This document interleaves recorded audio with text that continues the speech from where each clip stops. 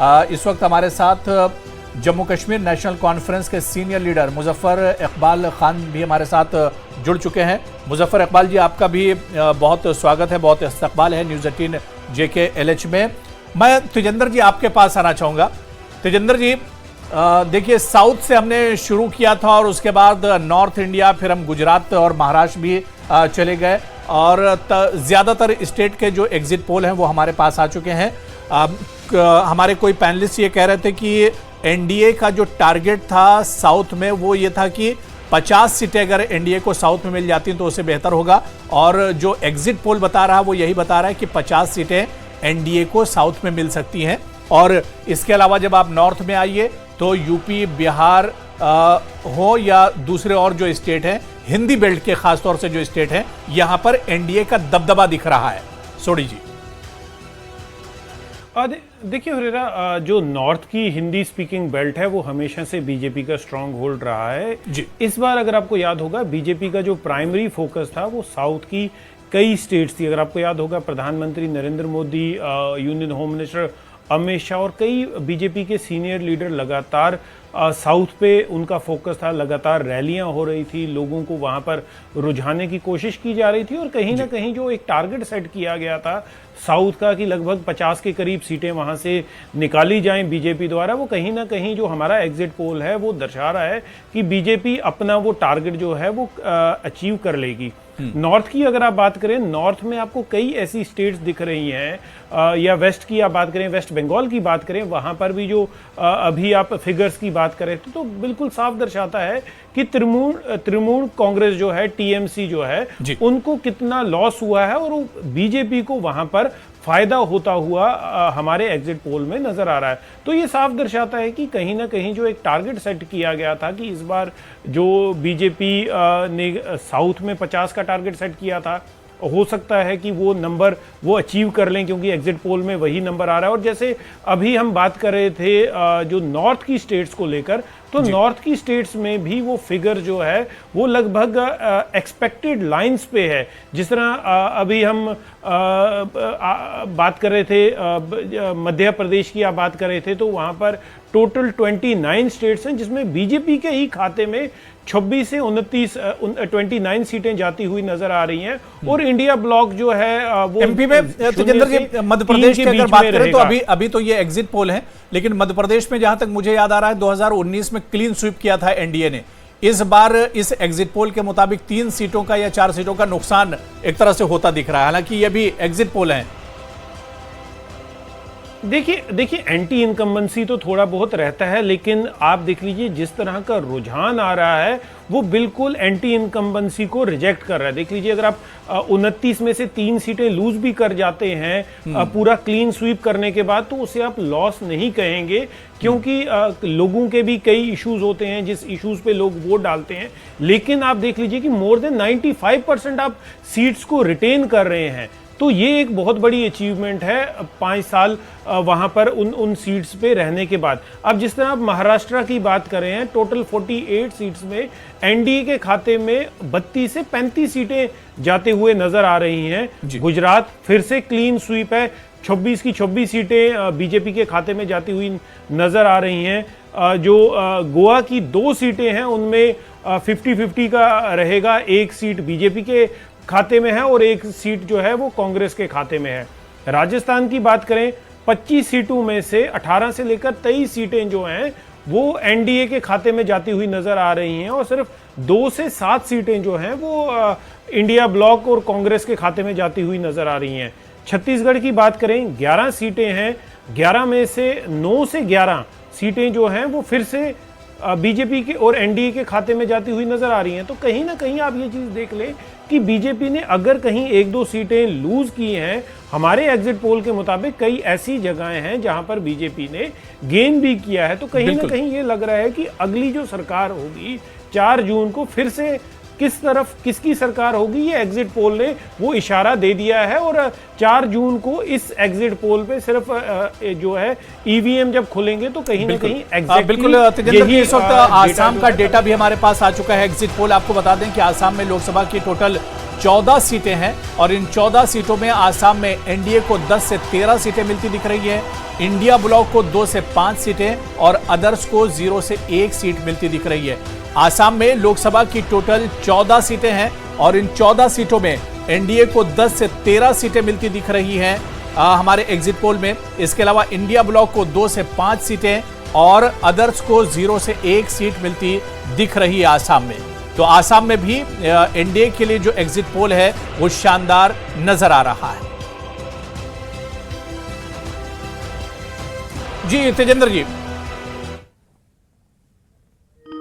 देखिए बिल्कुल सही कहा। नॉर्थ ईस्ट की में और यूनियन टेरिटरीज में जो अभी 15 सीटों का जो हमारे पास एग्जिट पोल आया है उसमें बीजेपी के खाते में 9 सीटें जा रही हैं, एनडीए के खाते में 13 सीटें जा रही हैं। तो ये देख लीजिए जो एक कहीं ना कहीं जैसे हम पहले भी बात कर रहे थे कि ये रुझान जो है एग्जिट पोल के बीजेपी के खाते में जाते हुए नजर आ रहे हैं और कहीं ना कहीं ये पिक्चर क्लियर हो रही है कि मोदी 3.0 फिर से जो है वो स्वेर इन करेंगे। प्रधानमंत्री नरेंद्र मोदी फिर से एक बार शपथ लेंगे। लेकिन अब दूसरी तरफ कांग्रेस की तरफ देख लीजिए। कांग्रेस ने हालांकि जितने भी एग्जिट पोल है उन्होंने ये कहा है कि वो सारे एग्जिट पोल्स को रिजेक्ट करते हैं क्योंकि उनका जो अपना विच दे क्लेम की जनता का एग्जिट पोल उन्होंने किया है तो 295 की करीब वो अपनी प्रोजेक्शन कहीं ना कहीं दिखा रहे हैं।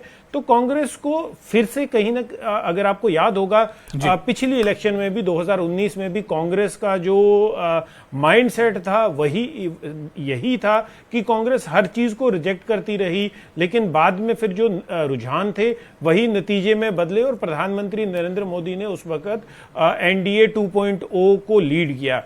अभी फिर से कहीं ना कहीं कांग्रेस जो है they are not seeing that writing on the wall कि जो लोगों का जो राय है वो सामने आ चुकी है। आज 7वें फेज की पोलिंग खत्म हो चुकी है, एग्जिट पोल के नतीजे आ चुके हैं, लोगों के सामने हैं।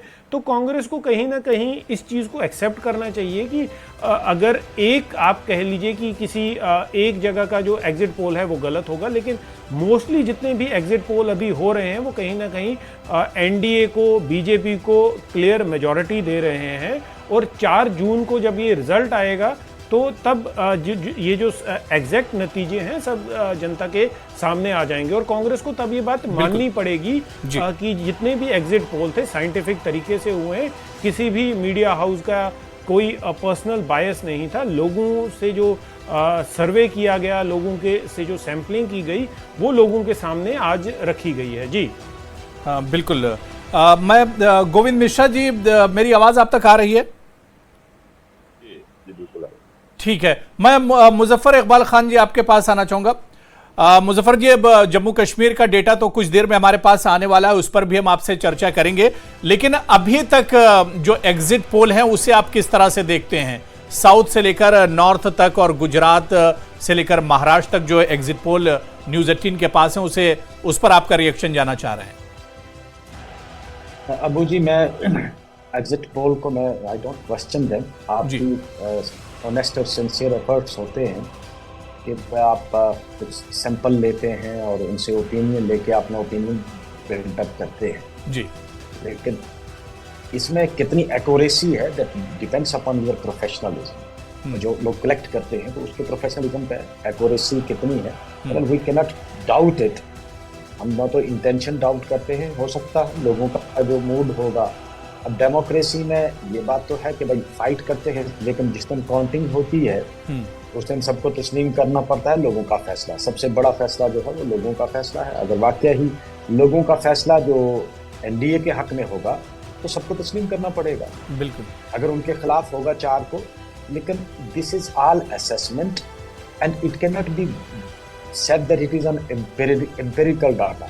ये सैंपल लेते हैं कुछ लोगों का, फॉर एग्जांपल 100 लोगों से आप जो इंटरेक्शन करते हैं तो उससे आप ना नतीजा अक्स करते हैं। मुजफ्फर साहब देखिए, ठीक है, ये आपका हक है कि आप इसे शक की नजर से आप इस एग्जिट पोल को देख सकते हैं, लेकिन न्यूज़ 18 के एग्जिट पोल इससे पहले नतीजों के करीब आते रहे हैं, ये भी पास्ट में। जी, इसमें कोई दो राय नहीं है कि न्यूज़ 18 हो गए या बाकी जो दीगर जो गैर जानबदार अदारे हैं उनके एग्जिट पोल में बड़ी एक्यूरेसी रही है। लेकिन बाज़ वक़्त मैं नहीं कहता इंटेंशनल, लेकिन अंदाज़ा गलत भी हो सकता है। तो हम इसको इसलिए डाउट नहीं करते हैं कि ये कोई आपका चैनल बाइस्ड है, ऐसा बिल्कुल नहीं है। आपका चैनल जो है उसने ऑनेस्टली एक एनालिसिस करके निकाला हो सकता है एक्यूरेसी भी हो। मैंने कहा कि उसमें कोई दो राय नहीं है कि हो सकता है कि लोगों का ओपिनियन जो है, डेमोक्रेसी में लोग पावरफुल है, जिस तरफ लोग जाएंगे भाई लोग किसी को भी चुनेंगे। तो अगर इस बार लोगों ने दोबारा एनडीए को ये मैंडेट दिया होगा कि आपको अगले 5 साल यहाँ की हुकूमत चलाने का हक है, तो किसी को ऑब्जेक्शन हो नहीं सकता डेमोक्रेसी में, और ना ही किसी को ऑब्जेक्शन होना चाहिए। रहा सवाल जम्मू कश्मीर का, तो वो हमको पता है एग्जिट पोल क्या है। आपने भी किया होगा, हमने भी किया उस पे तो कुछ देर में हमारे पास एग्जिट पोल का डेटा आने वाला है मुजफ्फर साहब, उस पर भी हम आपसे डिटेल में बात करेंगे। आज मुजफ्फर साहब इंडिया ब्लॉक की बैठक दिल्ली में हुई, डॉक्टर फारूक अब्दुल्ला साहब भी उस मीटिंग में थे, और खरगे जी ने बाद में जब पीसी कर रहे थे, प्रेस कॉन्फ्रेंस कर रहे थे, तो खरगे जी ने कहा कि जो इंडिया ब्लॉक का जो सर्वे है, जो उन्होंने सर्वे कराया, जो पब्लिक का सर्वे है, उसमें उन्होंने 295 सीटें, 295 से ज्यादा सीटें उन्होंने कहा है कि इंडिया ब्लॉक को आएंगी, उन्होंने दावा किया है। देखिए अबू जी, एक चीज आप मान के चले कि जितना भी एग्जिट पोल है जी, it varies from channel to channel, from person to person, from parties to parties. और कोई भी पॉलिटिकल पार्टी जब तक के लास्ट वोट काउंट नहीं होता, वो कभी नहीं तस्लीम करते कि हम हार गए। तो ये कोई इंडिया ब्लॉक के लिए ही नहीं मखसूस। अगर आप किसी दूसरी पॉलिटिकल पार्टी को जिसकी एक सीट भी नहीं आएगी उसको पूछेंगे, तो वो भी ये कहेगा कि हम जीतेंगे, हम मेजॉरिटी का जो मैजिक मार्क्स है हम वहां तक पहुंच जाएंगे। तो ये कुदरती बात है। कोई भी पॉलिटिकल पार्टी ये आज आपको नहीं कहेगी कि नहीं जी हम लोग बिल्कुल हार गए हैं। कम से कम 4 की शाम तक, जब तक ये लास्ट सीट की काउंटिंग होती है, तब तक कोई नहीं तस्लीम करेगा। उसके बाद तस्लीम करेंगे कि हाँ हम हारे या जीते। तो ये कोई नई बात नहीं है कि भाई इंडिया अलायंस के किसी लीडर ने, खरगे साहब ने या किसी दूसरे ने ये कहा है कि हम लोग 300 सीटें लेंगे। जिस तरह बीजेपी वालों का नारा था हम 400 लेंगे, तो उन्होंने चलो 100 कम किया है, 300 कहा है, हम 300 लेंगे या 280 लेंगे या 300 लेंगे। तो बहरहाल ये है कि इस बार जो मुझे लगता है, what I personally feel as Steven, नतीजे थोड़े से सरप्राइजिंग होंगे। हो सकता है एनडीए को ही मिले, लेकिन सरप्राइजिंग। ठीक है। मैं गोविंद मिश्रा जी, जो अभी तक जो एग्जिट पोल न्यूज़ 18 के हैं, क्या इससे लग रहा है कि 4 तारीख को 400 पार वाला जो नारा एनडीए ने दिया था, बीजेपी ने दिया था, क्या वहां तक पहुंचते हुए दिख रहे हैं अभी तक के जो एग्जिट पोल है?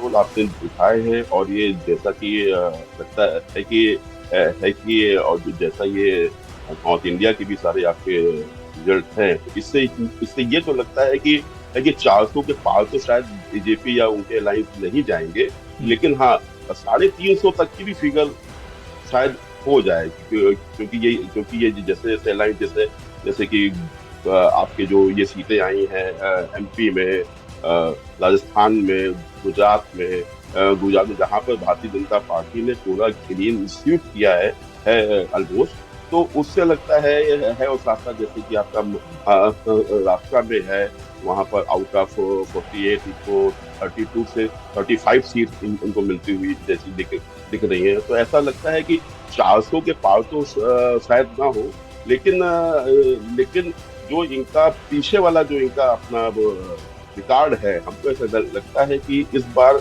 ये भारतीय जनता पार्टी अपने ही रिकॉर्ड को तोड़ने में कामयाब होंगे, और ये 303 से या टोटल जो एनडीए का नंबर है इससे ऊपर जाकर के, और 350 350 के आसपास कहीं ना कहीं इनकी फिगर जाकर के होनी चाहिए, या वहां तक इनकी फिगर जाएगी।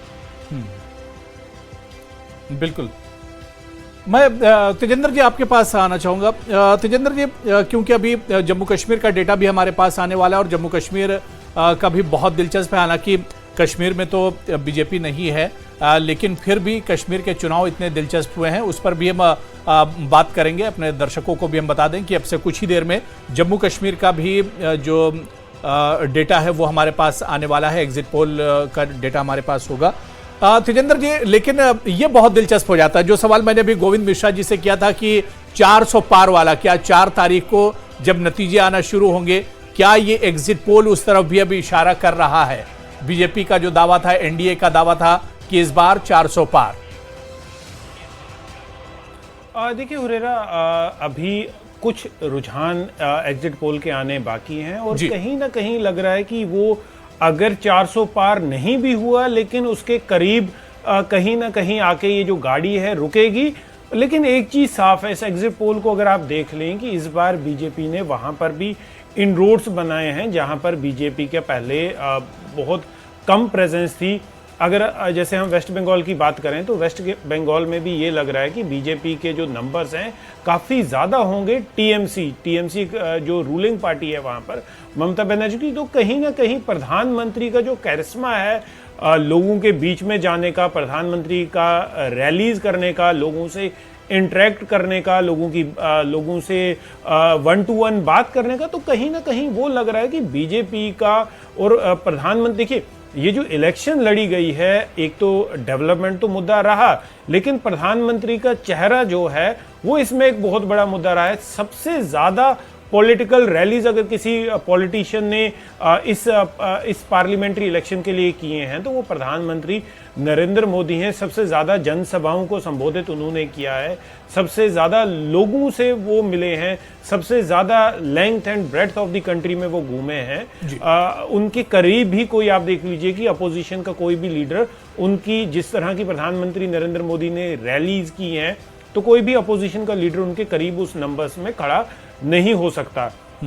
प्रधानमंत्री का जो कनेक्ट था और कहीं ना कहीं जो एग्जिट पोल सामने आया है वो कैरिस्मा जो प्रधानमंत्री नरेंद्र मोदी का है वो सामने रिफ्लेक्ट हो रहा है इन फिगर्स में। और ये फिगर्स क्लियरली दर्शा रहे हैं कि जो अभी 2024 में जो सरकार बनेगी वो प्रधानमंत्री नरेंद्र मोदी के नेतृत्व में ही बनेगी।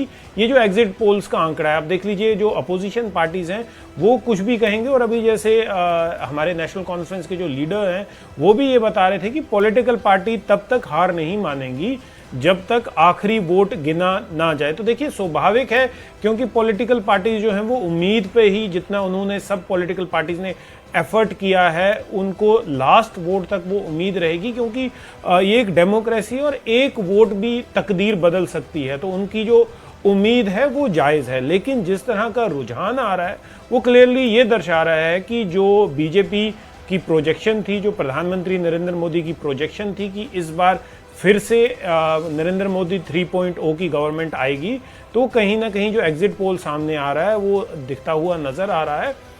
बात रही देखिए साउथ इंडिया की, हम बात करें साउथ इंडिया में जो वहाँ की रीजनल पार्टीज हैं उन्हें नुकसान होता हुआ कहीं ना कहीं नजर आ रहा है। जो कुछ बीजेपी ने जो एक टारगेट सेट किया था वो उन्होंने वो सीटें जो हमारी प्रोजेक्शन के हिसाब से वो जीतेंगे। उसके बाद आप बात करें अगर वेस्ट बंगाल की, वेस्ट बंगाल में टीएमसी को बहुत बड़ा झटका लगने वाला है। तो जिस तरह की प्रोजेक्शन सामने आई है वो कहीं ना कहीं ये दर्शा रही है कि एनडीए फिर से क्लीन बहुमत लेकर अपनी सरकार फिर से बनाएगी। जी बिल्कुल। और इस बीच हमारे साथ एक और खास मेहमान पॉलिटिकल एनालिस्ट, सियासी तज्ज़िया-निगार सुहेल काज़मी साहब भी हमारे साथ जम्मू से जुड़े हुए हैं।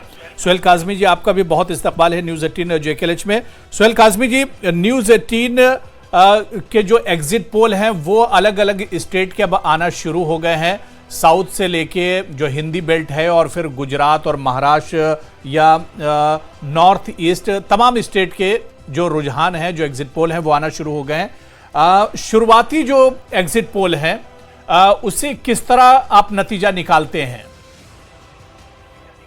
ठीक कह रहे हैं तजिंदर सर ठीक कह रहे हैं, उनका अपना एक एनालिसिस है। लेकिन जो मैं देख रहा हूं वो जो 11 स्टेट है पिछली 2019 के इलेक्शन में, जिसमें हिमाचल, उत्तराखंड, हरियाणा, दिल्ली, राजस्थान, एमपी, छत्तीसगढ़, गुजरात, महाराष्ट्र और बिहार, ये सब वो स्टेट थी जहां बीजेपी ने 99% जो सीटें थी वो ली थी। और इस बार जो मैं देख रहा हूं उसमें 99% वाली बात नहीं है, थोड़ा सा नंबर नीचे आया है। हाँ, लेकिन कुछ स्टेट